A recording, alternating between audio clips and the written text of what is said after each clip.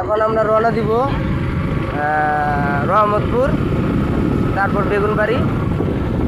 এখানে দেখা যায় কি হয়। এখন আমাদের তারপর মুক্তাগাছা। আমরা এখন বাইক দেখতে যাব। আমাদের জন্য দোয়া করবেন যেন আমাদের মন মতো একটা বাইক কিনতে পারি।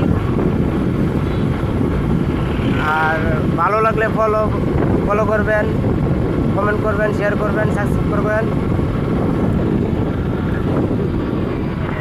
এই প্রত্যাশা নিয়ে আমি আপনাদের সামনে কথা বললাম।